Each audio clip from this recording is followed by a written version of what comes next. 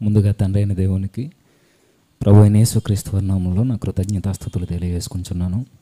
అలానే చేరవచ్చిన మీ అందరికీ కూడా నా ప్రత్యేకమైన వందనాలు తెలియజేస్తున్నాను.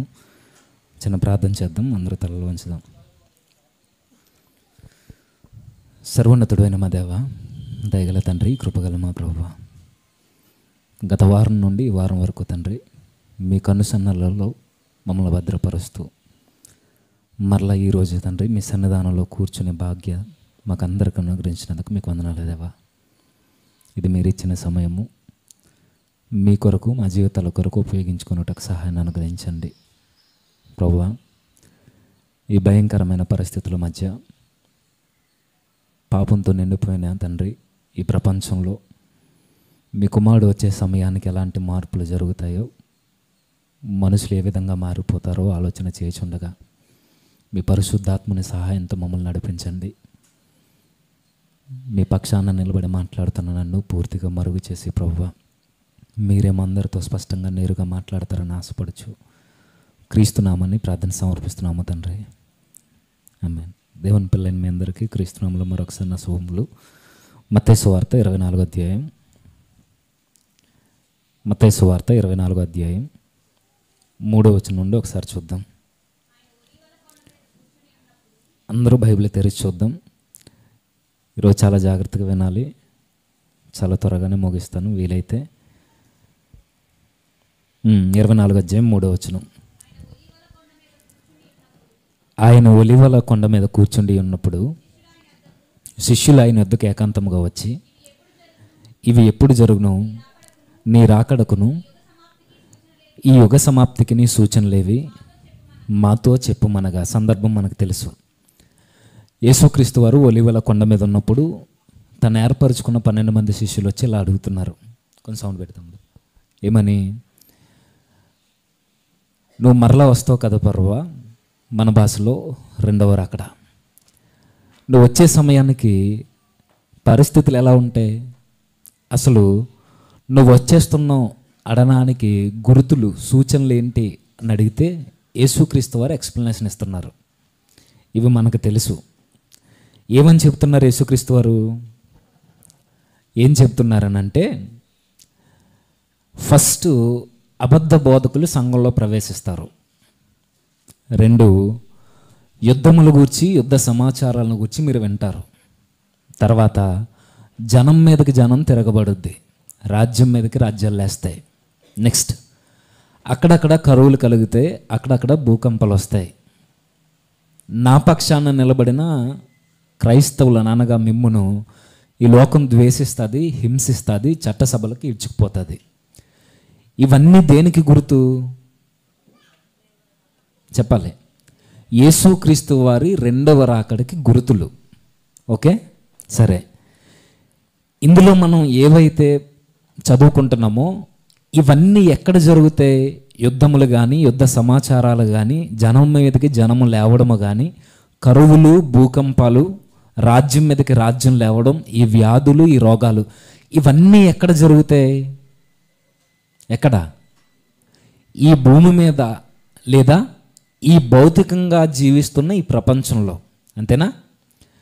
యుద్ధాలు, కరువులు, భూకంపాలు, రాజ్యాల మీదకి రాజ్యాలు లేవడం, ఇవన్నీ ఎక్కడ జరుగుతాయి అంటే యేసుక్రీస్తు వారు చెబుతున్నారు. ఏమని? ఇవన్నీ మీరు జీవిస్తున్న లోకంలో జరుగుతాయి. అంటే ఈ భూగోళం మీద సంభవించే విషయాలు, ఈ ప్రపంచంలో జరిగే మార్పులు, ఒక విధానంలో చెప్పాలంటే, అంతేనా? సరే, యేసుక్రీస్తు వారిని శిష్యులు అడిగింది ఏంటి?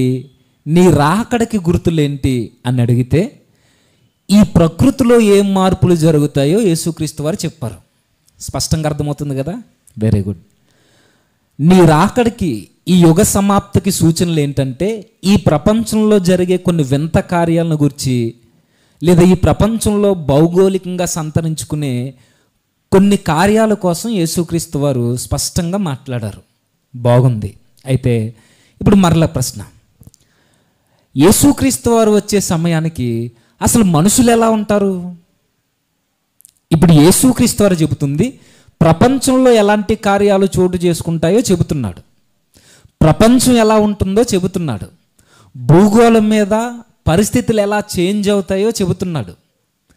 భౌగోళికంగా ఎలాంటి మార్పులు కలుగుతాయో ప్రభు వారు చెప్తున్నాడు. భూకంపము భౌగోళిక పరమైనది, కరువులు ప్రపంచంలో సంభవించేది అక్కడక్కడ, యుద్ధాలు రాజ్యాల మీదకి రాజ్యాలు లేవడం, దేశాలు కొట్టుకోవడం. ఇప్పుడు దేశాలకి ఈ ప్రపంచంలోని ఈ భూగోళం మీద జరిగే మార్పులు యేసుక్రీస్తు వారు చెబుతున్నారు. నువ్వు వచ్చే రాకడికి గుర్తులు ఏంటంటే, ఇప్పుడు మరి ప్రభు వచ్చే సమయానికి మనుషులు ఎలా ఉంటారు? యేసుక్రీస్తు వారు చెబుతున్నది మనుషుల మధ్య జరిగే కార్యాలను గూర్చి, ఈ భౌగోళిక వాతావరణంలో జరిగే మార్పుల కొరకు యేసుక్రీస్తు వారు సూచనలు చెబుతుంటే, అసలు మనిషి యేసుక్రీస్తు వారు వచ్చే సమయానికి ఎలా చేంజ్ అయిపోతాడో అపోస్తలుడైన పౌలు గారు చాలా స్పష్టంగా చెప్పారు. ఇక్కడ నుండి చాలా జాగ్రత్తగా వినాలి.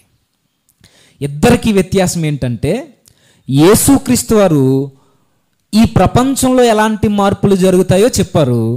నెక్స్ట్ అపోస్తలుడైన పౌలు గారు ఈ ప్రపంచంలో నివసిస్తున్న మనిషిలో ఎలాంటి మార్పులు జరుగుతాయో చెబుతున్నారు. ఒకసారి చూద్దాం.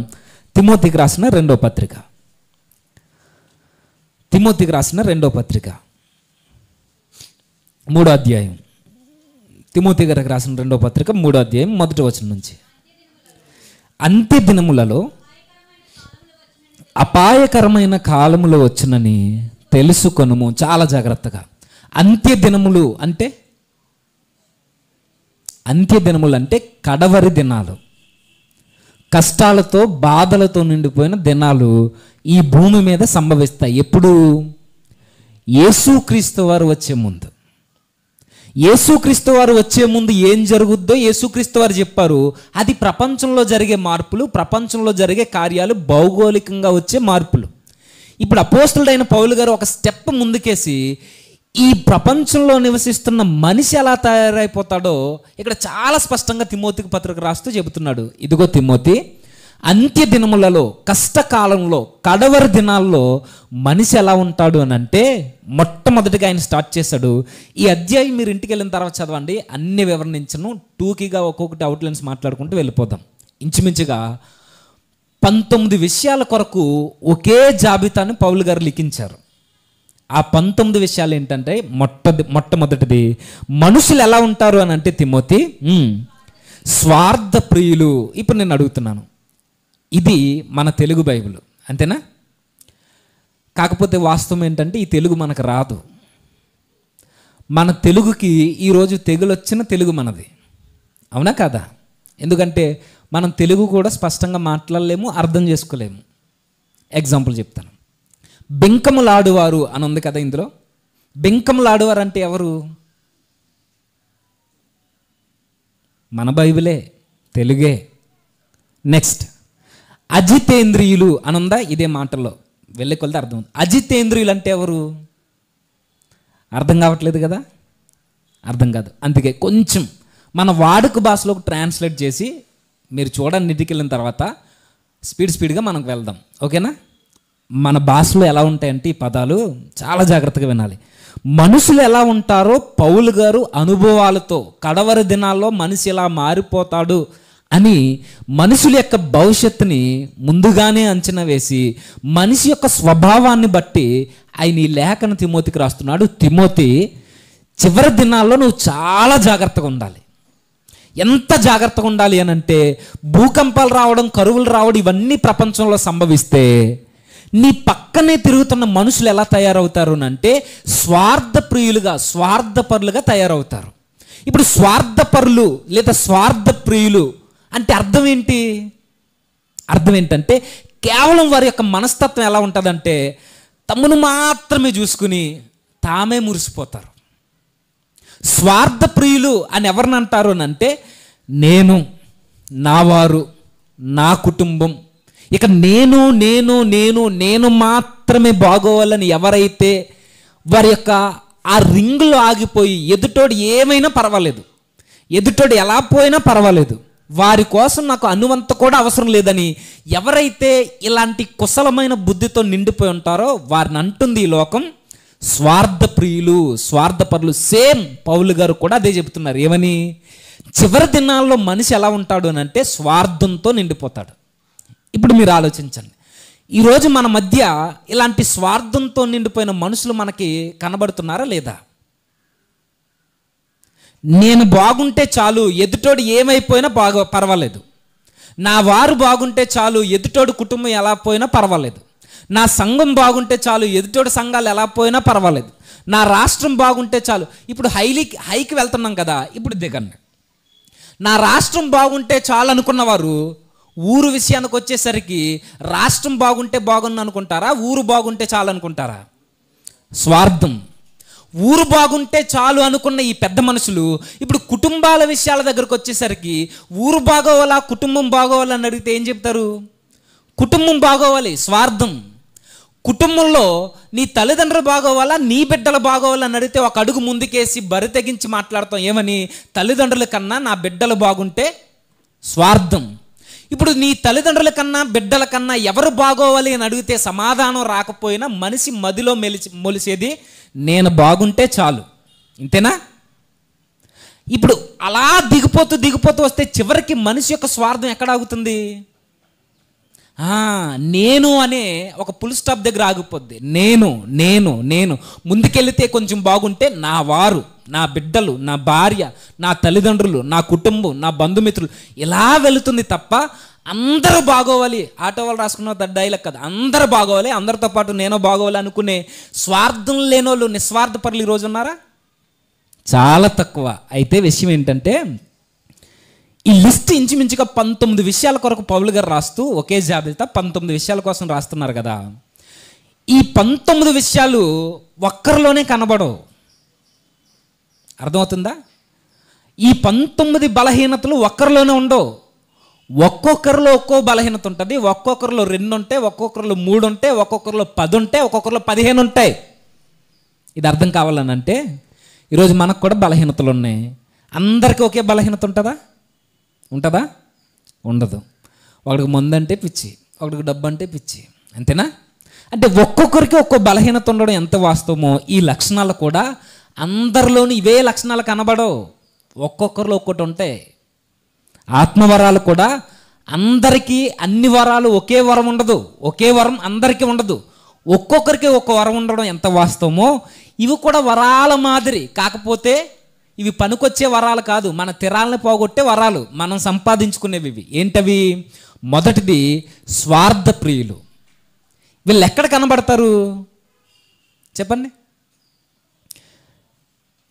ఎంత బాధాకరమైన విషయం అంటే, ఈ తిమోతికి రాస్తూ, ఈ స్వార్థ ప్రియులు, ఎదుటివారి బాగు కోరుకోలేనోళ్ళు, ఎదుటివారు ఎదిగితే చూడలేనోళ్ళు, కేవలం నా కుటుంబం, నా వారు, నేను అనుకునే ఇలాంటి కుశలమైన సూక్ష్మ బుద్ధి కలిగిన వారు బయట ఉంటే బాగున్నాం.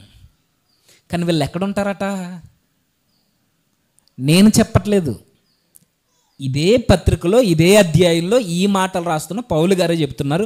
వీళ్ళు ఎక్కడో ఉండరు తిమోతి, నీ పక్కనే తిరుగుతారు, నీ పక్కనే కూర్చుంటారు. ఎక్కడ? సంఘములో. 5వ వచనం చదవండి ఇప్పుడు. పైకి భక్తి గలవారై కనబడుచు దాని శక్తిని ఆశ్రయించని వారునే ఉందరు. ఇట్టి వారికి పైకి భక్తి గలవారై కనబడే ఈ భక్తిహీనులు ఎక్కడుంటారు? బయట ఉండరు, సంఘంలో ఉంటారు. ఎవరుంటారు సంఘంలో? స్వార్థంతో నిండిపోయిన వాళ్ళు ఉంటారట. నెక్స్ట్ ధనాపేక్షలు.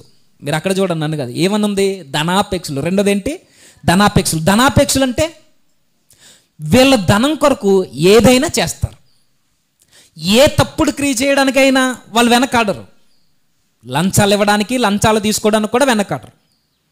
ఏదైనా చేస్తారు. చివరికి గంజాయి అమ్మడానికి కూడా వెనకాడరు. మనిషి ఆరోగ్యాల్ని పాడు చేసే పానీయాల్ని విక్రయించడానికి, కొనుగోలు చేయడానికి వెనకాడరు. దేనికి? ధనాశ. ఈ ధనాశ ఎంత దౌర్భాగ్యమైన పరిస్థితిలోకి దిగజారుస్తుందంటే, ఈరోజు భారతదేశం పేదరికంగా ఉండిపోవడానికి కారణం పేదోడుగా ఉండిపోవడం కాదు, ధనవంతుడికి ధనం మీద ఆశ చచ్చిపోకపోవడం. అర్థమైతే ధన్యత. పేదోళ్ళలాగే ఉండిపోవడానికి కారణం కష్టపడక కాదు, పేదోడు ఉండిపోవడానికి కారణం ధనవంతుడికి ధనం మీద మక్కువ చావక, ఇంకా కావాలని అంటే పేదోడిని దోచుకునే ధనవంతుడు పెరుగుతున్నప్పుడు పేదోళ్ళు ఎలా బాగుపడతారు? బాగుపడరు. దీన్నే ధనాపేక్ష. ఈ ధనాపేక్ష సమస్తమైన కీడులకు మూలమని బైబిల్ పదే పదే చెప్పింది.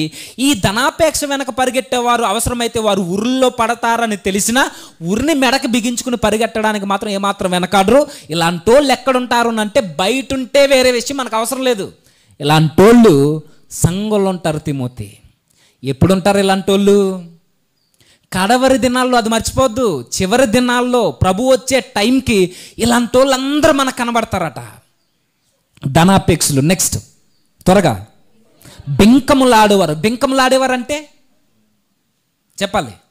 అందుకే అన్నాను, కొంచెం మన తెలుగుకి ఏమొచ్చింది, అదొక రోగం వచ్చింది. బెంకములాడేవారు అంటే మన నాటు భాషలో ఒక పదాన్ని ఉపయోగిస్తారు, బడాయి కోర్లు. విన్నారా? కొంచెం బాగోకపోతే ఇంకొంచెం తగ్గి మాట్లాడుకుంటే గొప్పలు చెప్పుకునేవాళ్ళు. ఇలాంటి వాళ్ళు మరలా ఇలాంటి వారు బయట ఉంటే పర్వాలేదు, కడవరి దినాల్లో సంఘంలో ఉంటారట, గొప్పలు చెప్పుకునేవారు. ఉన్నారా? Example buildup బాబాయలట.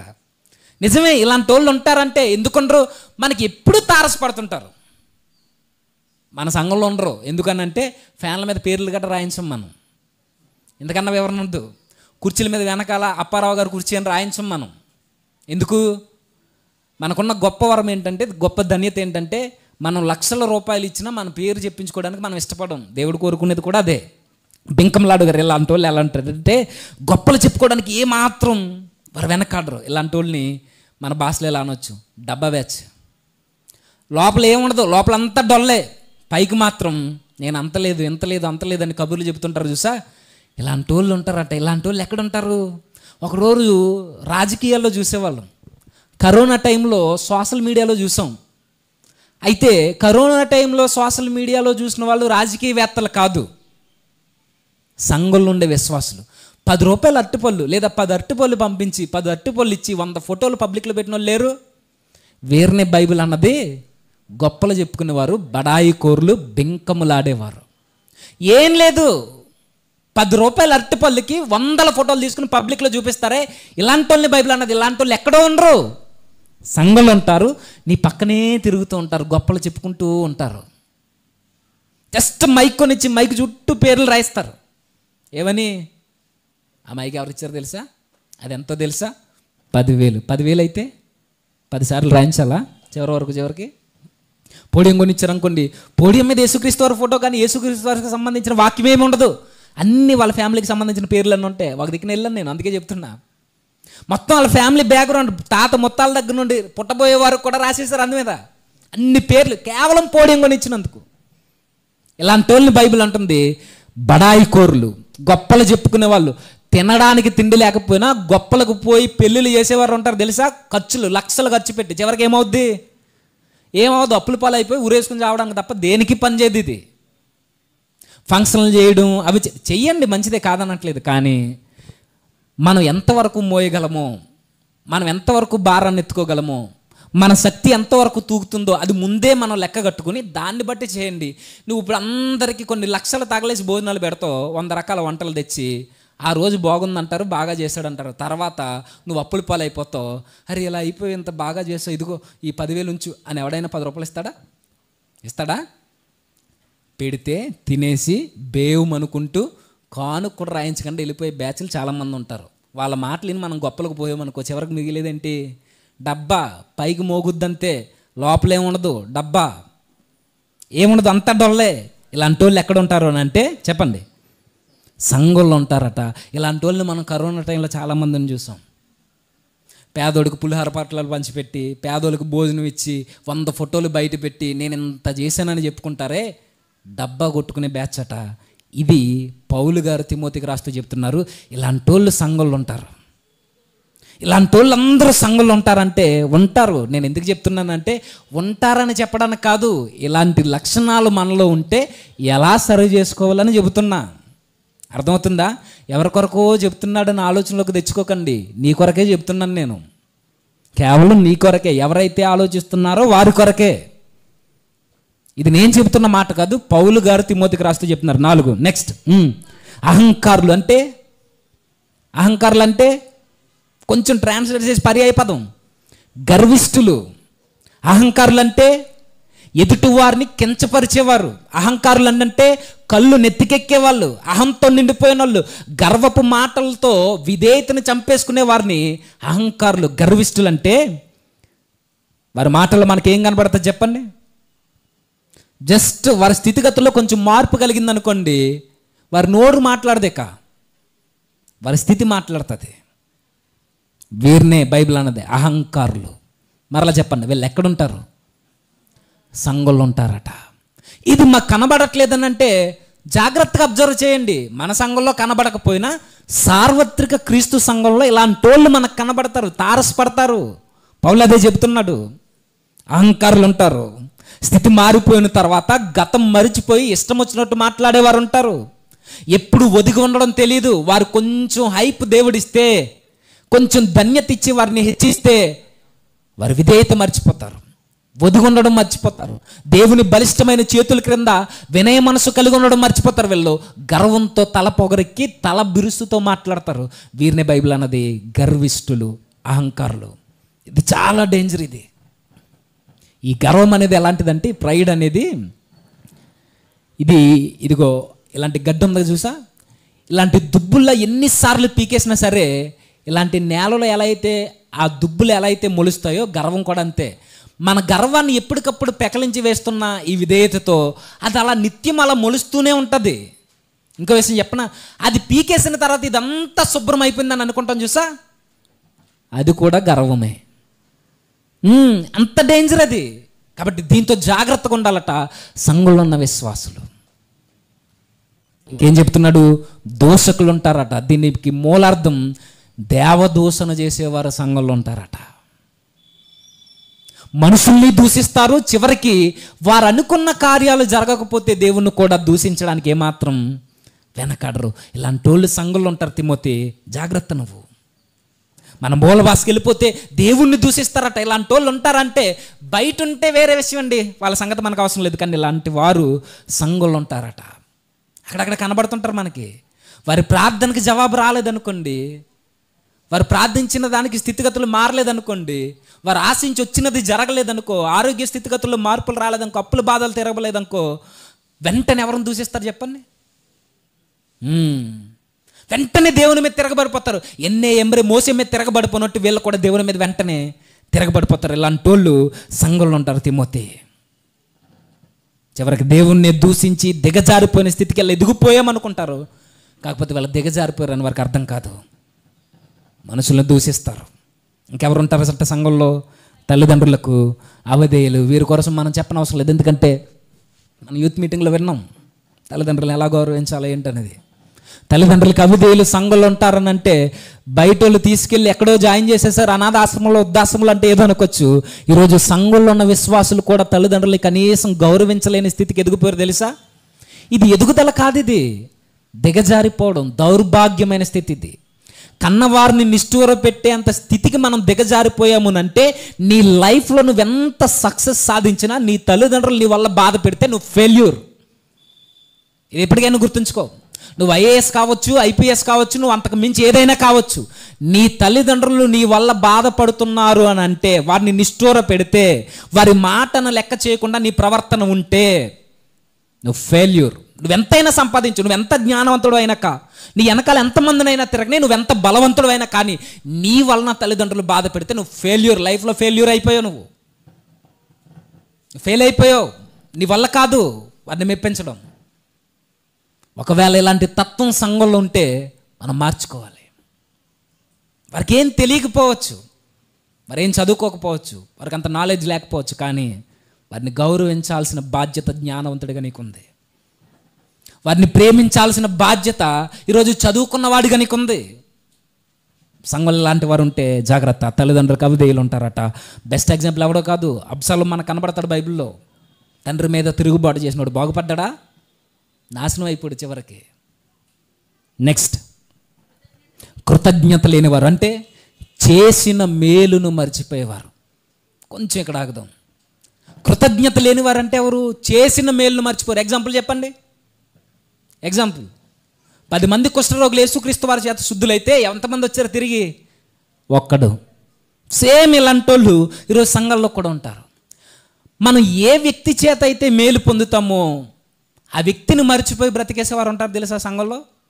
ఇంకా బాధాకరమైన విషయం చెప్పనా, ఏ వ్యక్తి చేత అయితే మేలు పొందామో ఆ వ్యక్తి మీద తిరగబడిపోయేవారు కూడా సంఘంలో ఉంటారు. ఉంటారా ఉండరా? అనుభవాలతోనే చెబుతున్నాం. ఇంకో బయట ఉన్నట్టున్నాడు అన్నయ్య, ఆయనకు బాగా తెలుసు. ఆయన చేత మేలు పొంది అంటే ఆ వ్యక్తినే కాదు, ఎవరైనా ఒక వ్యక్తి చేత మేలు పొంది సహాయము పొంది మరలా అదే వ్యక్తుల మీదకి కత్తులు పట్టుకుని వచ్చేవారు ఉంటారు తెలుసా. లిటరల్గా కత్తులు అంటే కత్తులు కాదు, వెన్నుపోటు దారులు పక్కనే తిరుగుతారు. మనిషి ఎదిగితే చూడలేని ఈ కృతజ్ఞత లేనివారు, మేలు పొందిన తర్వాత మేలును మర్చిపోయి గోతులు తవ్వే బ్యాచ్ ఎక్కడ ఉండరు, సంఘంలో ఉంటారు. ఈరోజు మేలు మర్చిపోయినా పర్వాలేదేమో, కానీ అదే వ్యక్తి మీదకి తిరగబడుతున్నామని అంటే గుర్తుంచుకో, యేసుక్రీస్తు వారి రాకడ చెబుతుంది నీ జీవితం దగ్గరలోనుంది. నీ జీవితమే చెప్పేస్తుంది. నువ్వు కృతజ్ఞతను కోల్పోతుంటే నీ జీవితం చెబుతుంది ప్రభు వచ్చేస్తున్నాడు, ప్రభు వస్తున్నాడు అనడానికి గుర్తులు ఇవి. కృతజ్ఞత లేని వాళ్ళు సంఘంలో ఉంటారు, వారి మీదే తిరగబడిపోతారు. నెక్స్ట్ ఎవరుంటారట? అపవిత్రులు, అంటే దేవునికి వ్యతిరేకంగా జీవించేవారు, దేవుని ఆజ్ఞానుసారంగా జీవితాలను కట్టుకోలేని వారు. ఒక విధంగా వింటారు కానీ వారు అపవిత్రతకు మాత్రం ఫుల్ స్టాప్ పెట్టలేరు. వీళ్ళనే బైబిల్ అన్నది అపవిత్రులు. ఈ కృతజ్ఞత లేని వాళ్ళు, అపవిత్రులు, వీళ్ళందరూ సంఘంలో ఉంటారు. తిమోతి చాలా జాగ్రత్త. 9వ విషయం నెక్స్ట్, అనురాగరహితులు, అంటే ప్రేమ లేనోళ్ళు, నిర్దయులు, జాలి, దయ, కనికరం ఇవేమీ లేకుండా ఇక కేవలం స్వలాభం కోసం ఆలోచించుకుంటారే, ఎదుటోడు నాశనమైన పర్వాలేదని స్వార్థ ప్రియుల జాబితా. సేమ్ అలాంటి వాళ్ళు సంఘంలో ఉంటారట. బొత్తిగా కనీసం సహజమైన భయం, భక్తి ఇలాంటివి ఏముండవట. ఎదుటోన్ని బాధ పెట్టకూడదు అన్న ఈ దయతో కూడిన ఈ లక్షణం కూడా వారికి పనిచేయదట. ఇలాంటి వాళ్ళు ఎక్కడ ఉంటారు? సంఘంలో ఉంటారట. నిజమే. ఈ అనురాగరహితులు, ఈ కృతజ్ఞత లేని వాళ్ళు దగ్గర దగ్గర పోలికలు కలిగిన వాళ్ళు. ఈ అనురాగరహితులు కనీసం ప్రేమ ఉండదు. అరే వీడి వలన నేను మేలు పొందుకున్నాను, ఈయన వలన నా జీవితం ఇలా బాగుపడ్డది, ఈయన వల్ల నా స్థితిగతుల్లో నా కుటుంబం ఈరోజు ఎలా ఉంది, ఇలాంటి వారి మీద తిరగబడకూడదు, వారి మేలు కోరుకోవాలి, వారిని బాధ పెట్టకూడదని కనీసపు ఇంకిత జ్ఞానం అంటారు దాన్ని, అది కూడా పనిచేయదంటే ఈ అనురాగరహితులకి, నిర్దయులకి, నిర్దయులన్నా అనురాగరహితులన్నా ఒకటే, ప్రేమ లేనోళ్ళన్నా ఇవన్నీ పర్యాయ పదాలు. ఇలాంటి వాళ్ళు సంఘంలో ఉంటారు. తిమోతి జాగ్రత్త, కడవరి దినాల్లో నీ కళ్ళ ముందు కనబడుతున్నప్పుడు నువ్వు ఫిక్స్ అయిపో, ప్రభువు రాకడ దగ్గరగా ఉంది, ప్రభు వచ్చేస్తున్నారని నీకు అర్థమైపోతుంది. ఇలాంటి వాళ్ళందరం చూస్తే నెక్స్ట్ చెప్తున్నాడు, అతిద్వేషులు, అంటే ఇది మరీ భయంకరం. అతిద్వేషులు అనే పదం ఎవరికి ఉపయోగించారు తెలుసా? డయాబోలో అనే దయ్యానికి ఉపయోగించారట. ఆ పదం నేను ఇదే ఫస్ట్ టైం వినడం. అపవాదుకు ఉపయోగించిన పదం అతిద్వేషులు, డయాబోలో అనే మరి దానికి ఆ పదం, ఆ పేరు ఎలా పెట్టారో నాకు తెలీదు. కొంతమంది చరిత్రకారులు ఇచ్చిన ఇన్ఫర్మేషన్ మీకు చెప్తున్నా. వీళ్ళంత పగలతో రగిలిపోతారంటే వారి పగకి పులి స్టాప్ ఉండదు, తీరదు, పగ తీరదు. సేమ్ అవ్వదు గల్లా, సేమ్ ఇదే పదం, ఇదే మూలభావం వచ్చేలాగా మనకు 1 తిమోతి పత్రిక 3వ అధ్యాయం 6-7 వచనాల్లో కనబడుద్ది. అక్కడ కనబడుద్ది సాతాను, అపవాది అని. సేమ్ మరలా ఇదే పదం 2 తిమోతి పత్రిక 2వ అధ్యాయం 26వ వచనంలో కూడా కనబడుద్ది. రాసుకుంటే రాసుకోండి. సేమ్ అపవాదికి, సాతానుగాడికి ఉపయోగించిన ఈ పదజాలం అతిగా ద్వేషించి ఈ పగకి పులి స్టాప్ పెట్టలేని వాళ్ళు, విపరీతమైన పగతో రగిలిపోయే వారికి అపవాదికి ఉపయోగించిన పదాన్ని ఉపయోగించాడు పౌలు గారు. అతిద్వేషులు అటు వీళ్ళు ఎలా ఉంటారు? వాడు చచ్చిపోయేంత వరకు, వాడి మట్టిలో కలిసిపోయేంత వరకు వీళ్ళ కళ్ళు చల్లారు. వాడు నాశనం అయిపోయి అట్టడుగు దిగిపోయి రక్తం కక్కుకుని చచ్చేంత వరకు వాడి కళ్ళు చల్లబడవు. ఇలాంటి వాళ్ళు మనకు కనబడుతుంటారు. అయితే ఇలాంటి వాళ్ళు ఒకప్పుడు బయట కనబడేవారు, సమాజంలో కనబడి ఇంత దారుణంగా ఉన్నాడేట్రా, ఇంత పగన పంచుకున్నాడేట్రా అని బయట వాళ్ళని చూసి అనుకునే వాళ్ళం. కానీ ఇలాంటి వాళ్ళు సంఘంలో ఉంటారట, అతిద్వేషులు. మరణం చూసేంత వరకు వారి ద్వేషం తగ్గదు. బెస్ట్ ఎగ్జాంపుల్ ఎవరు చెప్పనా? యోహాను గారు మరణం చూసేంత వరకు ఆ హేరోదియా తన పగ తగ్గిందా? అతిద్వేషురాలు, సాతానికి తను ఈక్వల్ టు సాతాను యొక్క లక్షణాలు కలిగినది. తన పగ చల్లారదు. అప్పుడప్పుడు మనకు కనబడుతుంటాడు. కొంతమంది మీద కొందరు అతిద్వేషంతో రగిలిపోయి వాడు నాశనం అయిపోతే బాగున్నా శాపాలు పెడుతూ, అవసరమైతే వాడిని ఏదోలా కించపరుస్తూ, వాడిని ఏదోలా చంపేద్దామని కూడా ప్లాన్లు చేసేవారు ఉంటారు తెలుసా. వీరిని బైబిల్ అన్నది అతి ద్వేషులు, తీరని పగ కలిగిన వారు, అపవాదితో సమానంగా వీరు పగను పంచుకునేవారు. ఇలాంటి వాళ్ళు సంఘంలో ఉంటారు. తిమోతి జాగ్రత్త, ఇలాంటి వాళ్ళతో చాలా జాగ్రత్త. కయ్యను కూడా మనకు కనబడతాడు, రోమన్ చక్రవర్తులు కనబడతారు. ఈ అతి ద్వేషులన్న ఈ లక్షణాలు కలిగిన వారు. నెక్స్ట్ 11 అపవాదకులు. అపవాదకులు అంటే చెప్పండి. అపవాదకులు అంటే అపనిందల్ని ప్రచారం చేసేవారు, అంటే లేనిపోని పుకార్లని పబ్లిసిటీ చేసేవారు. వీళ్ళు ఎక్కడుంటారు? బయట ఉండరు. బయట వాళ్ళ కోసం మనం మాట్లాడుకోవడానికి వీలు ఇవ్వట్లేదు పౌలు గారు. వీళ్ళు సంఘంలో ఉంటారు, పుకార్లు పుట్టించేవారు సంఘంలో ఉంటారు. కొంతమందికి అదే పని మీద ఉంటారు, ఎదుటివారి కొరకు అదే పనిగా తప్పుడు సమాచారాన్ని సంఘానికి చెబుతూ సంఘాన్ని చెడగొట్టే అపవాదకులు, అపవాది కుమారులు సంఘంలో తెస్టేసుకుని కూర్చుంటారు. ఒక భయంకరమైన విషయం చెప్పనా? డేవిడ్ లివింగ్స్టన్ అనే మిషనరీ ఎంతమందికి తెలుసు? పేరు విన్నారా? అతని భార్య ఎలా చచ్చిపోయిందో తెలుసా? ఇలాంటి దుర్బుద్ధి కలిగిన అపవాదకుల యొక్క మాటల వల్ల చచ్చిపోయింది. డేవిడ్ లివింగ్స్టన్ గారి భార్య, తన పేరు మేరీ. మీరు చరిత్ర చదవండి. ఆవిడ ఎందుకు చనిపోయింది? అర్ధాంతరంగా. ఇలాంటి చెడ్డ మాటల్ని, పుకార్లు పుట్టించేవారిని, లేని వార్తల్ని కల్పించి ఎదుటి వారి నాశనాన్ని కోరుకుని ఇలాంటి అపవాదకులు డేవిడ్ లివింగ్స్టన్ గారి భార్య జీవితాన్ని అర్ధాంతరంగా ముగించేశారు. వీళ్ళెవరో కాదు, సంఘంలో ఉన్న విశ్వాసులు. ఎప్పుడైనా చదవండి ఆవిడ ఎందుకు చనిపోయిందో. ఈయన ఆఫ్రికా ఖండానికి నరమాంస భక్షకుల మధ్యకి సేవకి వెళ్తే వీళ్ళ ఆ కుటుంబాన్ని ఒక ఇంట్లో పెట్టి ఈయన ఎక్కడో సువార్తకి వెళ్తే లోపల అందరిని పరిస్థితులు, ప్రాంతాలన్నీ చూసుకుని వస్తుంటే వాతావరణం సడన్గా చేంజ్ అయితే ఆరోగ్యాలు కూడా చేంజ్ అవుతాయి. మనకు కూడా అంతే కదా. శీతాకాలం ఒకలా ఉంటాం, వర్షాకాలం ఒకలా ఉంటాం, ఎండాకాలం ఒకలా ఉంటాం. ఎండాకాలంలో వర్షాలు వస్తే అందరికీ టైఫాయిడ్లు వచ్చేస్తాయి, అంతేనా? ఆటోమేటిక్గా వాతావరణం మారితే ఎలా అయితే మారిపోతామో ఇప్పుడు అడవుల్లోకి పోయింది కుటుంబం. 2 బిడ్డలను ఎంట పెట్టుకొని, 2-3 నాకు సరిగా గుర్తులేదు, ఈ 2 బిడ్డల్ని వెంట పెట్టుకుని వెళ్ళిపోతే ఈ కుటుంబం ఇంట్లో ఉంది. ఈయనమ్మో మొత్తం తిరిగి మనుషులందరినీ చూసుకుంటూ, ప్రాంతాలు చూసుకుంటూ వస్తున్నాడు. ఇలా వస్తున్న క్రమంలో ఇలా జరుగుతుంది. కొన్నాళ్ళు గడిచింది. ఆ బిడ్డలు ఇద్దరికి అనారోగ్యాలు వచ్చి 2 బిడ్డలు చచ్చిపోయారు. ఆ తల్లికి కూడా ఆరోగ్యం క్షీణించిపోయింది. ఇలా క్షీణించిపోయిన తర్వాత కుటుంబం అంతా ఒక నిర్ణయం తీసుకుంది. అదే తన భార్య తను నిర్ణయం తీసుకుని ఈ మేరీ గారిని తన సొంత ఊరికి పంపించేస్తే ఆ సొంత ఊరిలో ఉన్న ఈ అపవాదకులు, ఈ పుకార్లు పుట్టించేవాళ్ళు, ఇలాంటి పనికిమాలిన విషయాలు భుజాలను వేసుకుని చెప్పేవాళ్ళు, ఈవిడ ఇక్కడికి వచ్చేసింది అని అంటే ఈవిడేదో తప్పు చేసింది, ఈవిడ వదిలేశాడు అని అంటే వాళ్ళ ఆయన ఈవిడేదో చేసింది, అందుకే ఒంటరిగా ఇక్కడ ఉంది, ఆయన ఒంటరిగా అడవుల్లోకి పోయి సేవ చేసుకోవడం ఏంటి అని ఇలాంటి పనికిమాలిన విషయాలన్నీ ఆవిడ చెవును పడేలాగా ఇలా ఇవన్నీ మాట్లాడితే ఈ మాటలన్నీ భరించలేక ఆరోగ్యం బాగోకపోయినా మరలా తిరిగి ఆఫ్రికా ఖండానికి వస్తే 3 నెలల్లో మలేరియా జ్వరం వచ్చి చచ్చిపోయింది. 3 నెలల్లో. కారణం ఎవరు చెప్పండి? లేనిపోని వార్తల్ని పుట్టించేవారు. సంఘాన్ని బలపరచడానికి 1000 మంది ఉండాలేమో కానీ నాశనం చేయడానికి 1-2 ఉంటే చాలు. ఇలాంటి అపవాదాలు చెప్పేవాళ్ళు. 3 నెలల్లో చచ్చిపోయిందండి. 3 నెలల్లో. ఆ రోజు ఆయన ఏడుస్తూ శవం దగ్గర నిలబడి, క్షమించండి, తన భార్య శవం దగ్గర, బాడీ దగ్గర నిలబడి ఏడుస్తున్నాడు. ఇలాంటి అపవాదకుల మాటలు విని మరలా నువ్వు ఇక్కడికి వచ్చావు, ఈ ప్రాణాన్ని వారి మాటల ద్వారా నువ్వే తీసేసుకున్నావు, ఏడుస్తూ మాట్లాడతాడండి. ఓ మేరీ, ఇంత పని చేసావు, నువ్వు రాకుండా ఉంటేనే బాగున్నావు, ఎవరో ఏదో అనుకుంటారో, నువ్వెందుకు పట్టించుకుంటావు అంటే సందర్భం వచ్చింది కాబట్టి చెప్తున్నాను. ఎవరేమనుకున్నా నువ్వంటే ఏంటో దేవునికి తెలుసు కాబట్టి నీ యథార్థతను అలానే కొనసాగించు. పనికి మాలోళ్ళు 10 అనుకుంటారు, 100 అనుకుంటారు, నీకు అవసరం లేదు. నీ యథార్థత, నీ నీతి, నీ నిజాయితీ దేవునికి తెలుసు, నీకు తెలుసు. నువ్వు అలా నిలబడి అంతే. ఎవడో ఏదన్నాడని మనం వాళ్ళ మాటలను పట్టుకుని వెళ్ళిపోయాం అనుకోండి, ఇదిగో సేవకుని భార్య అర్ధాంతరంగా చచ్చిపోయింది 3 నెలల్లో. అపవాదకులు ఉంటారట, వీళ్ళతో జాగ్రత్త. నెక్స్ట్ మనకు అవసరమైనది అజితేంద్రియులు. అజితేంద్రియులు అంటే ఇప్పటి వరకు చెప్పినవి అందరిలోనే కనబడకపోవచ్చు, కానీ ఈ అజితేంద్రియులు అనే బ్యాచ్ మాత్రం ఖచ్చితంగా మన అందరిలో కనబడతాడు. అజితేంద్రియులు అంటే ఎవరు?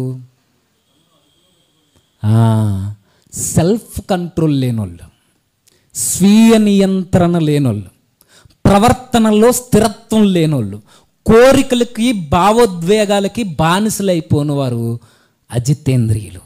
తమను తాము అదుపు చేసుకోలేరు. నిజమే. శోధన కాలం ముందు, బలహీన కాలం ముందు పరిస్థితులు మనకు ఎదురైపోయినప్పుడు ఇంద్రియ నిగ్రహము గల ఆత్మను సంపాదించుకున్న మనము మన ఇంద్రియాలను అవయవాలను మనం కంట్రోల్ చేసుకోగలమా? మన థాట్స్ని మనం అలా కంట్రోల్ చేసి పట్టుకోగలమా? వీళ్ళు ఎక్కడుంటారు? బయట ఉండరు. సెల్ఫ్ కంట్రోల్ లేనోళ్ళు, అభ్యాసం లేనోళ్ళు, వారిని వారు అదుపు చేసుకోలేని వాళ్ళు సంఘంలో నీకు కనబడుతుంటారు. చాలా త్వరగా నిర్ణయాలు తీసుకుంటారు. క్షణికావేశంలో తొందరపాటు నిర్ణయాలు తీసుకొని వారి జీవితాన్ని నాశనం చేసుకుంటారు. ఇలాంటి వాళ్ళు సంఘంలో ఉంటారు. ఇలాంటి వాళ్ళకి పౌలు గారు ఒక మాట చెప్పారు, చాలాసార్లు చెప్పాను మీకు. మరి మన ఇంద్రియ నిగ్రహాలని లేదా అజితేంద్రియులుగా ఉన్న మన మనస్తత్వాన్ని కంట్రోల్ చేయాలంటే ఏం చేయాలంటే పౌలు గారు చెప్తారు మనకి ఆ అపోస్తల కార్యంలో 16వ అధ్యాయం 24వ అధ్యాయము. మీరు ఇంటికి వెళ్ళక చదవండి. దేవుని ఎదుటను మనుషుల ఎదుటను నా మనస్సాక్షిని ఎల్లప్పుడూ నిర్దోషమైనదిగా ఉండునట్లు నేను అభ్యాసం చేయుచున్నాను అన్నాడు. గుర్తుందా ఈ మాట? దేవుని ఎదుట తన మనస్సాక్షి నిర్దోషమైనదిగా ఉండునట్లు పౌలంతటి పెద్ద ఆయనే అభ్యాసం ప్రాక్టీస్ చేస్తున్నాడట ఆయన. మనం ఏం చేస్తాం? ఇంద్రియ నిగ్రహాల కొరకు యోగా చేయండి అన్నారు, మ్యాట్లు కూడా మిగలకుండా పట్టిపోయారు. అవునా? ఇంద్రియ నిగ్రహాల కొరకు ఆసనాలు వేయండి, సూర్య నమస్కారాలు చేయండి. ఏ నమస్కారాలు చేయి, ఏ యోగాలు చేయి, ఏమీ సాధించలేవు. మరి ముఖ్యంగా నీ మనస్సుని నువ్వు కంట్రోల్ చేయలేవు. నీ మనస్సుని, నీ అవయవాల్ని, నీ ఇంద్రియాల్ని నిగ్రహించుకునేలా చేసేది ఏదైనా ఉంది అని అంటే నువ్వు అభ్యాసం చేయి దేవుని వాక్యంతో. దీన్ని వాక్యంతో నింపవనుకో, ఇది కంట్రోల్లో ఉంటుంది. దీన్ని పనికి మాలిన విషయాలతో నింపవనుకో, దాని విషయాలనే వెంబడిస్తుంది. దీన్ని అన్నాడు అజితేంద్రియులు. ఇలాంటి వాళ్ళు సంఘంలో ఉంటారు. జాగ్రత్త. నెక్స్ట్, క్రూరులు అంటే అనాగరికులు, దయాజాలి నీళ్ళు, నాగరికత తెలియని వాళ్ళు. ఇలాంటి వాళ్ళు కూడా సంఘంలో ఉంటారట. క్రూరులు తమ ప్రయోజనాల కోసం ఎదుటి వారిని నాశనం చేయడానికి ఎంతకైనా దిగజారుతారట. వారి నాశనాన్ని కోరుకోవడానికి అవసరమైతే ప్రార్థనలు కూడా చేస్తారట. నెక్స్ట్, సజ్జన ద్వేషులు. సజ్జన ద్వేషులు అంటే మంచిని ప్రేమించలేని వాళ్ళు, మంచి వారిని చూసి ఓర్చుకోలేని వాళ్ళు, ఎదుటోడు బాగుపడితే ఓర్చుకోలేని కన్నులు కలిగిన వారు. ఇలాంటి వాళ్ళు సంఘంలో ఉంటారు. సజ్జన ద్వేషులు ఉంటారట. చెడుతనాన్ని దూకుడుగా వెళ్ళి హత్తుకుంటారట. చెడు చేయడానికి వేగంగా పరుగులెత్తుతారు. ఇలాంటి వాళ్ళు సంఘంలో ఉంటారు. తిమోతి జాగ్రత్త. సజ్జన ద్వేషులు మంచిని ప్రేమించిన వాళ్ళు ప్రతి విషయంలో ఎదుటి వారి యొక్క లోపాన్ని ఎదుగుతారు. ఉంటారు కదా, మన కళ్ళ ముందు కనబడతారు ఇలాంటి వాళ్ళు. ఎదుటివారి యొక్క లోపాలని పదే పదే పదే పదే ఎత్తి చూపించేవారు ఉంటారు. చిన్న లోపమే, ప్రతి ఆలోచన వెనక, వారు ఆలోచించే ప్రతి ఆలోచన వెనక ఎదుటోడి యొక్క లోపాలనే మాట్లాడతారు తప్ప వారు చేసిన మంచి పనిని ఎక్కడ పైకెత్తి చూపించరు. లోపం లోపం లోపం లోపం లోపం లోపం లోపం, ఈ లోపాలని పబ్లిసిటీ చేస్తారు. సజ్జన ద్వేషులు మంచి విషయాల్ని ప్రేమించలేని వాళ్ళు, మంచిని చూసి ఎంకరేజ్ చేయలేని వాళ్ళు. ఇలాంటి వాళ్ళు సంఘంలో ఉంటారు. నువ్వు ఎదిగితే చూడలేని వాళ్ళు కూడా ఉంటారు. నెక్స్ట్, ద్రోహులు. ద్రోహులు అంటే మాటల్లో, ఆలోచనల్లో, చేతల్లో ఇతరులకు హాని చేసేవారు. ఒక్క మాటలో చెప్పాలంటే నమ్మించి నమ్మక ద్రోహం చేసేటోళ్ళు. నేనున్నా నీకు అంటారు, ఆడే పొడి చేస్తాడు. నీకు ఏం కాదురా దూకే అంటాడు, ఆడే అలా నాన్నకు పట్టించేస్తాడు. అర్థమయ్యే వాళ్ళకి ఏం కాదురా నేను చూసుకుంటాను, పర్వాలేదు ఆడే, పర్వాలేదు తాగే, పర్వాలేదు కాల్చేయి, పర్వాలేదు చూసేయి, పర్వాలేదు తిరిగే. ద్రోహులు వీళ్ళు ఎప్పుడు ప్రేమించరు. నీ దగ్గర ఏదైనా ఉంటేనే నీతో ఉంటారు. జస్ట్ నువ్వు అలా నీ ఆరోగ్యం క్షీణించి అలా మంచాన పడ్డామంటే నేను వదిలేస్తాను 4 రోజుల తర్వాత. ద్రోహులు, నమ్మక ద్రోహులు సంఘంలో ఉంటారు.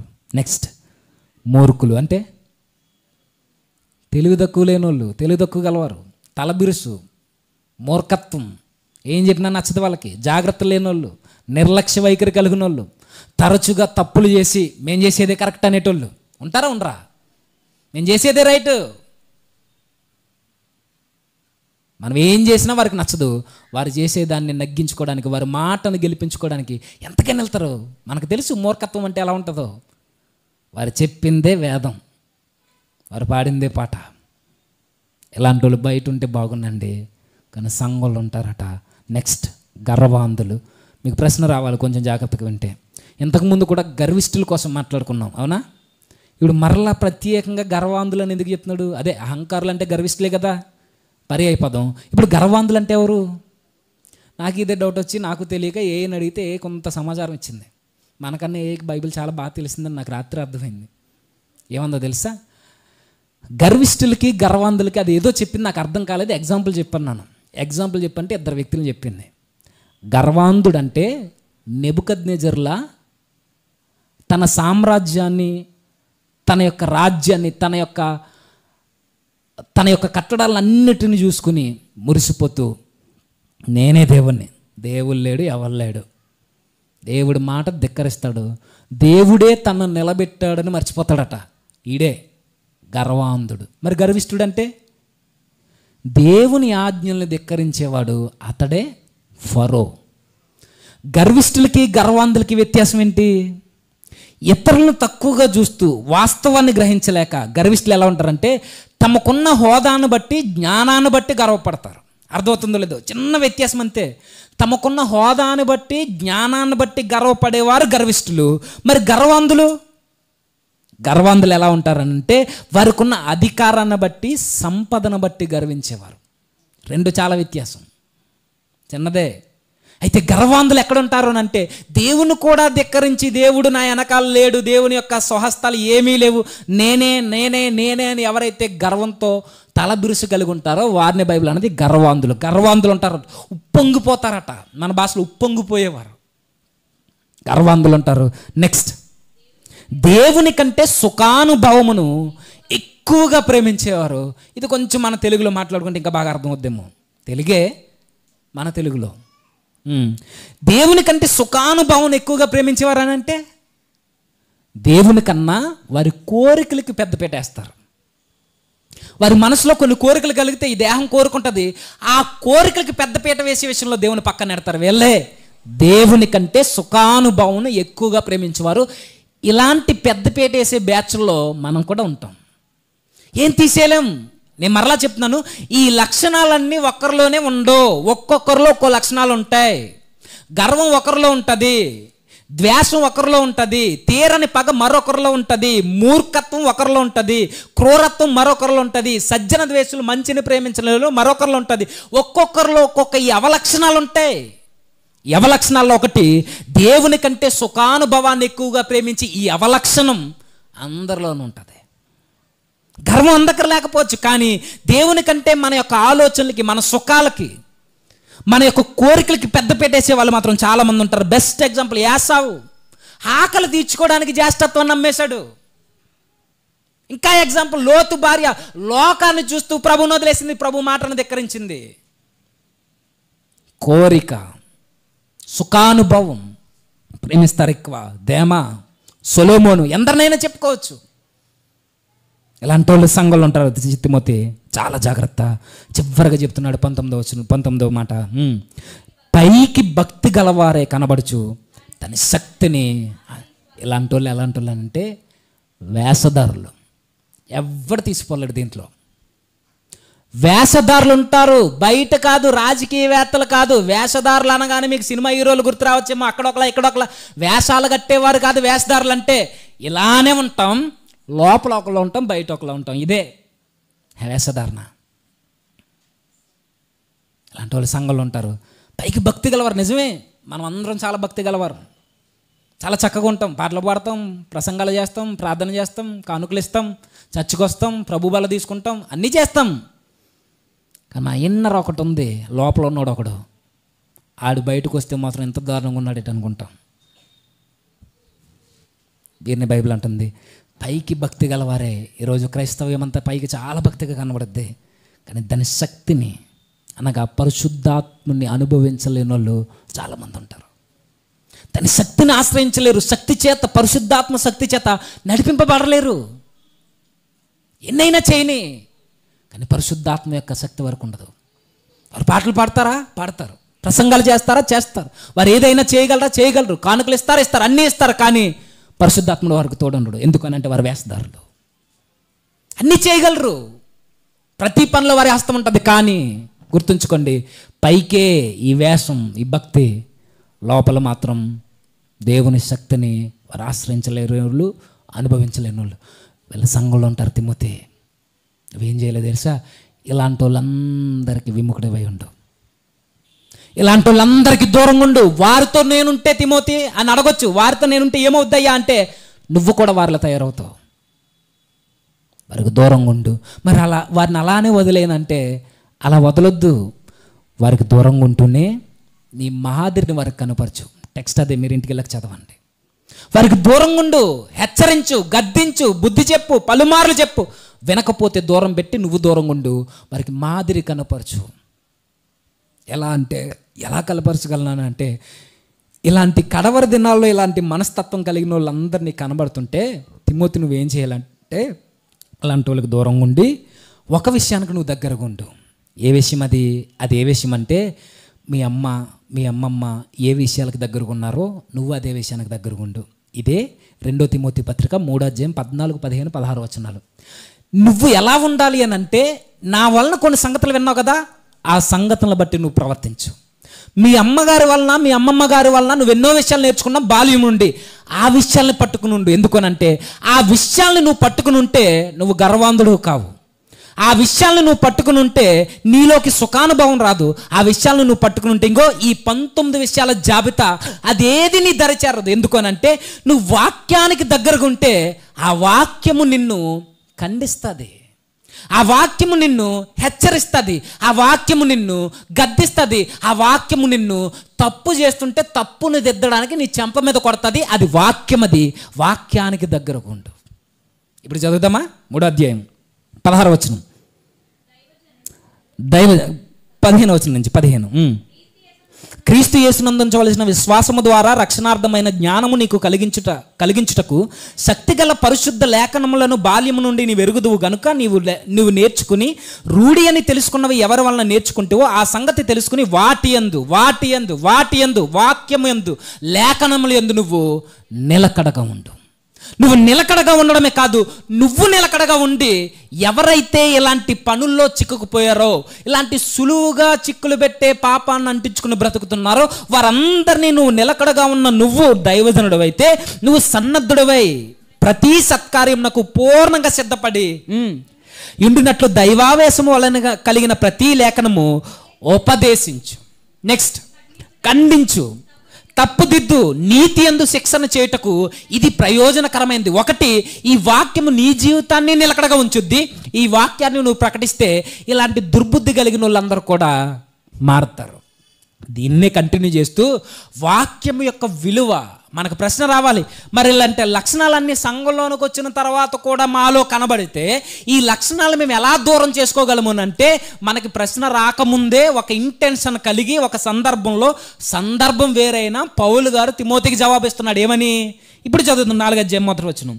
దేవుని ఎదుటను సజీవులకును మృతులకును తీర్పు తీర్చు క్రీస్తు ఎదుటను ఆయన ప్రత్యక్షత తోడు, ఆయన రాజ్యము తోడు నేను ఆనబెట్టి ఆజ్ఞాపించి చెప్పినదేమనగా వాక్యమును ప్రకటించు.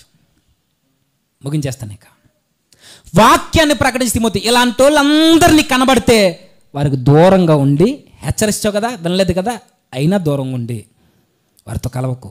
దూరంగా ఉండి నువ్వేం చేయాలి అని అంటే వాక్యమందు నువ్వు నిలకడగా ఉంటూనే వారి తప్పులను సరిచేసేదాన్ని నువ్వు పట్టుకున్నావు కదా, ఆ వాక్యాన్ని నువ్వు ప్రకటించు.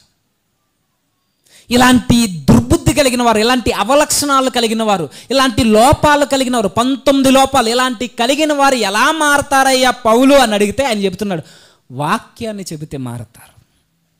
ఇప్పుడు మీరు అడగచ్చు, నిజంగానే వాక్యానికి అంత పవర్, అంత శక్తి ఉందంటే ఎందుకు లేదు? వాక్యం ఎవరినైనా మారుస్తుంది. వాక్యం ప్రకటిస్తే నిజంగానే ఇలాంటి గర్వం పోద్దంటే నేను చెబుతున్నాను, వాక్యం ప్రకటిస్తే ఈ వాక్యం ఎలాంటి వారినైనా మార్చగలదని మనకు తెలిస్తే ఈ వాక్యం బండలాంటి హృదయాల్ని బద్దలు చేసి మెత్తని హృదయాన్ని ఇవ్వగలదు ఈ వాక్యం. ఈ వాక్యం ఎంత గొప్పది అని అంటే, మనం లక్షణాలు చదువుకున్నాం. స్వార్థపూరితమైన మనుషుల్ని, స్వార్థపరుల్ని మంచి మనిషిగా మార్చి నిస్వార్థపరునిగా మార్చేది ఏదైనా ఉందా అని అడిగితే ఈ లోకంలో పౌలు గారు చెప్తారు వాక్యమే. స్వార్థపరుల్ని నిస్వార్థపరులుగా మార్చేది ఈ వాక్యం. బడాయికోరుల్ని, విధేయత లేనోల్ని విధేయులుగా మార్చేది కూడా ఇదే వాక్యం. నెక్స్ట్, అహంకారులను, గర్విష్ఠులను, గర్వాంధులను నెమ్మది పరులుగా మార్చేది, వినయ మనసు కలిగిన వారిగా మార్చేది కూడా ఇదే వాక్యం. నెక్స్ట్ ఏముంది? దూషకులు ఉన్నారు మనకంత కనబడేవారు. ఈ దూషకుల్ని, ఈ అవిధేయుల్ని ప్రేమామయులుగా మార్చేసేది ఈ వాక్యమే. చరిత్రలో ఎన్నో ఎగ్జాంపుల్స్ ఉన్నాయి. మేలులు మరిచిపోయి కృతజ్ఞత లేనోల్ని మేలు చేసేవారిగా మారుస్తుంది వాక్యం. వాక్యం వింటే, వాక్యం ప్రకటిస్తే, వాక్యానికి హృదయంలో స్థానం ఇస్తే, మనం మేలులు మర్చిపోయి బ్రతికితే, కృతజ్ఞత లేనోళ్ళుగా బ్రతికితే, మరలా మేలు చేసేవారిగా, ఎదుటి వారికి ఆశీర్వాదకరులుగా మారుస్తుంది మనల్ని ఈ వాక్యం. అంత గొప్పది వాక్యం. ఈ వాక్యపు విలువ తెలుసు కాబట్టి తిమోతికి చెప్తున్నాడు, తిమోతి వాక్యాన్ని ప్రకటించు. ఈ వాక్యము అపవిత్రులను చదువుకున్న ముందు ఈ అపవిత్రులను పవిత్రులను చేస్తుంది, నిష్కల్మషులను చేస్తుంది. వాక్యము దయలేనోల్ని కరుణ చూపేవారుగా చేస్తుంది, ద్వేషించేవారిని ప్రేమించేవారుగా మారుస్తుంది. అపవాదుకులు ఉన్నారే, అపవాది సంబంధుల్ని, వీళ్ళందరినీ సత్య సంబంధులుగా విధేయులైన పిల్లల వలె మార్చేస్తుంది. వాక్యం ప్రకటించు. వారి హృదయం ఎంత భారమైనది కానీ, ఎంత బరువైనది కానీ, ఈ వాక్యం చాలా తెలుగుగా చేస్తుంది. ప్రకటించు తిమోతి, వాక్యాన్ని ప్రకటించు. స్వీయ నియంత్రణ లేని వాళ్ళని మనం చదువుకున్నాం కదా, సెల్ఫ్ కంట్రోల్ లేని వాళ్ళని. ఇలాంటి వాళ్ళందరికీ ఇంద్రియ నిగ్రహము గల ఆత్మనిచ్చి నీతి కొరకు అవసరమైతే ఆకలి దప్పులు ఉండేవారిలా చేస్తుంది.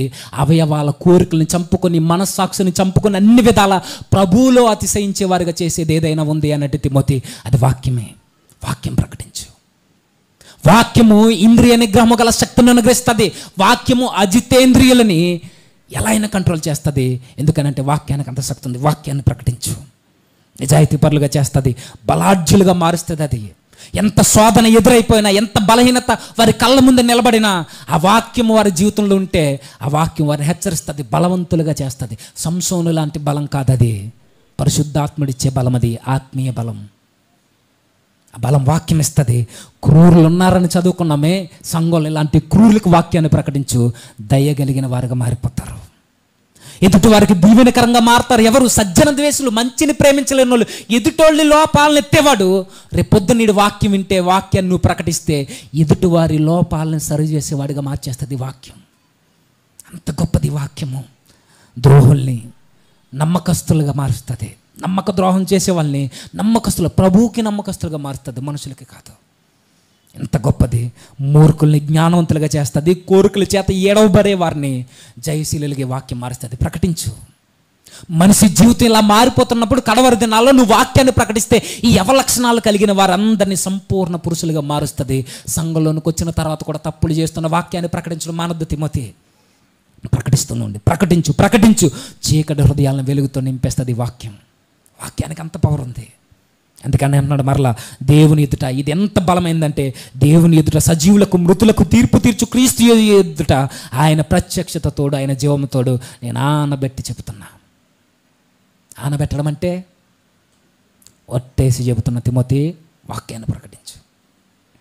వాక్యాన్నే ప్రకటిస్తుండు. ఎందుకంటే ఈ వాక్యం మనిషిని మనిషిగా ఎలా ప్రేమించాలో నేర్పిస్తుంది. వాక్యం నాగరికత తెలియని ఈ లోకానికి నాగరికులుగా మార్చి జ్ఞానవంతులను చేస్తుంది. వాక్యం పేదవారిని ప్రేమిస్తుంది, లేని వారిని హక్కుని చేర్చుకుంటుంది, బాధల్లో ఉన్న వారికి నెమ్మది కలుగజేస్తుంది, ఆదరణ ఇస్తుంది, ఓదార్పునిస్తుంది, బలహీనులను బలపరుస్తుంది. మన త్రోవలు చీకటి వైపోతే అది వెలుగుగా మనకి ప్రభు వైపు మార్గాలను వేస్తుంది. ఈ వాక్యం ఎంత బలమైనదేనంటే, మూఢనమ్మకాల నుండి జ్ఞానవంతులుగా మార్చి సాంకేతిక వైపు మనల్ని అడుగులు వేయిస్తుంది. వాక్యాన్ని ప్రకటించు. ఈ వాక్యం ఈ సొసైటీలో ఏం చేయగలదు అని అడిగితే, ఈ సొసైటీలో ఒక అవేర్నెస్ తీసుకురాగలదు. సమాన హక్కుల కొరకు పోరాడేలా చేయగలదు, సమాన హక్కులు నీకు ఇవ్వగలదు. ఈ వాక్యం ఏం చేయగలదు అని అంటే, స్త్రీ అని పురుషుడని భేదం లేకుండా, కులమత తారతమ్యాలు లేకుండా, వర్ణ విభేదాలు ఏమీ లేకుండా మనుషులందరినీ సమానంగా చూడగలదు. కాబట్టి వాక్యాన్ని ప్రకటించు. ఈ వాక్యం యవనస్తుల్ని సన్మార్గంలో పెడుతుంది. ఈ వాక్యం కుటుంబాలను కడుతుంది. ఈ వాక్యం చెదిరిపోయిన జీవితాలని మరలా మొలకెత్తేలా చేయగలది. వాక్యం జీవము కలిగిన మనుషుల, ఇది పాపిని ప్రేమిస్తూనే ఉంటుంది, కానీ పాపాన్ని ఖండిస్తుంది, పాపాన్ని ద్వేషిస్తుంది. కాబట్టి వాక్యాన్ని చెప్పు. వారి హృదయంలో లోతుల్లోనికి ఈ వాక్యం వెళ్ళి వారిని సరిచేస్తుంది. ఏం చేయగలదు ఈ వాక్యం అని అంటే, సాటి మనిషిని ప్రేమించడమే కాదు, సాటి మనిషికి సహాయం చేసేలా ఇది ప్రేరేపిస్తుంది. వాక్యం అంత గొప్పది. నైతికత నేర్పిస్తుంది, విలువలు నేర్పిస్తుంది, నాగరికత నేర్పిస్తుంది, ఎలా మనిషి నడుచుకోవాలో, ఎదుటి వారిని ఎలా గౌరవించాలో, తల్లిదండ్రుల మాట ఎలా వినాలో నేర్పిస్తుంది వాక్యం. విధేయత, సంస్కారం, విద్యలు నేర్పించకపోవచ్చేమో, కానీ వాక్యం నేర్పిస్తుంది. త్రాగుబోతుల్ని, దొంగల్ని, వ్యభిచారుల్ని, చోరుల్ని, ఇలాంటి వాళ్ళందరినో వాక్యం మార్చింది. ఈ లోకంలో ఏది మార్చలేదు గుర్తుంచుకోండి. ఈ లోకంలో మనిషి జీవితాన్ని మార్చేది ఏదైనా ఉందా అని అడిగితే ఒకే ఒక్కటి, అది వాక్యము. ఆ వాక్యం తప్ప మనిషి బ్రతుకుని ఏది మార్చదంటే ఏది మార్చదు, ఏది మార్చదు, ఏది మార్చదు. ఏదైనా విద్య కావచ్చు, టెక్నాలజీ కావచ్చు, సైన్స్ కావచ్చు, పోలీస్ స్టేషన్లు కావచ్చు, కోర్టులు కావచ్చు, ఏదైనా సూక్తులు కావచ్చు, సైంటిస్టులు చెప్పే కొన్ని ఫిలాసఫీలు కావచ్చు, ఏది మనిషి జీవితాన్ని మార్చదు. మనిషి జీవితాన్ని మార్చేది ఏదైనా ఉంది అని అంటే అది కేవలం వాక్యం మాత్రమే. ఆ వాక్యం ఈ లోకానికి రాబట్టి ఈరోజు మనం ఎంత స్వతంత్రంగా ఇలా మాట్లాడుకోగలుగుతున్నాం, జ్ఞానం సంపాదించుకుని మనం ఇలా నిలబడగలుగుతున్నాం. మన భారతదేశంలో ఈరోజు వైద్యం, మన భారతదేశంలో విద్య, స్త్రీలకి సమాన హక్కు, ఓటు హక్కు, అనాగరికులు నాగరికత నేర్చుకుని హాస్పిటల్స్ ఇవన్నీ ఎలా వచ్చాయి? వాక్యం భారతదేశానికి రాబట్టి, వాక్యం ప్రపంచం అంతటా విస్తరించబట్టి ఈరోజు ప్రపంచం ఎంత అభివృద్ధి చెందింది. వాక్యమే లేకపోతే ఊహించలేం ఈ ప్రపంచాన్ని. అందుకే తిమోతికి పౌలు గారు అన్నారు, వాక్యాన్ని చెప్పు, అదే చూసుకుంటుంది మనుషుల్ని. వాక్యాన్ని ప్రకటించు, తను ద్వేషించే వారిని కూడా ప్రేమించేలా చేస్తుంది వాక్యం. వాక్యాన్ని ప్రకటించు, ఈ వాక్యం మాత్రమే చేస్తుంది. అయితే ఈ వాక్యం ఈరోజు ఎలా తయారైంది అని అంటే, జీవితాల్ని మార్చి వాక్యం జీవనోపాధి కొరకు మారిపోయింది. ఈరోజు వాక్యం పట్ల మనందరికీ అవగాహన ఉంది, జ్ఞానం ఉంది. వాక్యం యొక్క పట్టు మనకుంది, వాక్యం మీద ఉంది కదా. కానీ మన జీవితాల మీద వాక్యం అనే పట్టు లేదు. మనం వాక్యాన్ని పట్టుకున్నాం జ్ఞానం పరంగా, వాక్యం మనల్ని పట్టుకోవడానికి మనం అవకాశం ఇవ్వట్లా. మనం వాక్య పట్టు సాధించాం, కానీ వాక్యం పట్టు కిందకి మనం వెళ్ళలేకపోతున్నాం. దాని కిందకి వెళితేనే ఈ అవలక్షణాలన్నీ పోయి సంపూర్ణ పురుషులుగా మనం తయారయ్యేది. సంపూర్ణ విశ్వాసగా మనం ఎప్పుడు తయారవుతామంటే వాక్యం మీద మనం నాలెడ్జ్ సంపాదించినప్పుడు కాదు, వాక్యం పట్టు కిందకి మనం వెళ్ళిపోయినప్పుడు. వాక్యం మన మీద అధికారం అవ్వాలి, అప్పుడు మన జీవితాలు బాగుంటాయి. అందుకే తిమోతికి చెప్తున్నాడు, వాక్యాన్ని ప్రకటిస్తే అన్నీ బాగుంటాయి. ఈ కడవరి దినాల్లో మనం చేయాల్సింది సమయమందు అసమయమందు. తిమోతియే కాదు, వాక్యాన్ని నేర్చుకుంటున్న మనం కూడా వాక్యాన్ని ప్రకటించాలి. ఈ లోకాన్ని మార్చాలన్నా, సంఘాన్ని స్థిరపరచుకోవాలన్నా, మన కుటుంబాన్ని కట్టుకోవాలన్నా, మన బ్రతుకుల్లో వెలుగులు నిండాలన్నా వాక్యం ప్రకటించాలి, పాటించాలి. ఈ రెండు ఉంటే జీవితాలు బాగుంటాయి. అయితే బాధాకరమైన సంగతి ముగించే ముందు, ఎంత స్వచ్ఛమైన వాక్యం మనం ప్రకటించగలం. దేవుడు మనకు అంత ధన్యతనిచ్చాడు, మంచి సేవకులు మనకిచ్చాడు. ఇంత వాక్యాన్ని ప్రకటించే మనకి వాక్యాన్ని ప్రకటించుకోవడానికి స్థలం లేకపోవడం విడ్డూరం. ఇంత మంచి జీవితాలను అనుగ్రహించి వాక్యాన్ని మనం ప్రకటించుకోవడానికి సరి అయిన స్థలం మనకు లేదు. ఆ స్థలం కొరకు గతించిన వారు అనే ప్రకటన చేశారు. ఈ వారం కూడా వినండి. ప్రేరేపించబడితే ఆ స్థలము కొరకు, ఏ స్థలము కొరకు? వాక్యాన్ని వినిపించే స్థలం కొరకు, మనిషి బ్రతుకులను మార్చే వాక్యాన్ని వినిపించే స్థలము కొరకు ప్రార్థన చేయండి అనే మాటల్లో విని, మిమ్మల్ని డబ్బులు ఇమ్మనే కాదు, మీ ప్రార్థన సహాయం కూడా మాకు కావాలి. నెక్స్ట్ మీ ఆర్థిక సహాయం కూడా మాకు కావాలి. ఎందుకనంటే ఎప్పుడు ఏ రోజు ఎక్కడి నుండి ఎక్కడికి వెళ్ళిపోతుందో మనకు తెలియట్లేదు. ఈరోజు రాజమండ్రిలో అనుకుంటున్నాం, రేపు పొద్దున మన కాకినాడలో కూడా జరగవచ్చు, కాకినాడలో కూడా కొంటాం. వీటన్నిటికీ కావాల్సింది మనకు అన్నీ ఉన్నాయి. వాక్యం ఉంది, దేవుడు తోడున్నాడు, అన్నీ ఉన్నాయి. అవుద్ది, మనం చేసినా చేయకపోయినా అవుద్ది. కానీ మన వంతు మన చేతులు ఉండాలి. లైవ్లో ఉన్న వాళ్ళైనా, మీరైనా, నేనైనా, ఎవరైనా అందరం ఎంతో కొంత మనం సహాయం చేస్తేనే ఇలాంటి స్వచ్ఛమైన వాక్యాన్ని మనం వింటూ మన బ్రతుకులు ఇంకా స్థిరంగా కట్టుకోగలం. ప్రభు వచ్చే సమయానికి ఇవన్నీ గుర్తులు, ఈ గుర్తులు మన కళ్ళ ముందు కనబడుతున్నప్పుడు మనం సిద్ధపడిపోదాం. అటు ధన్యత ప్రభు మనందరికీ అనుగ్రహించిన గాక.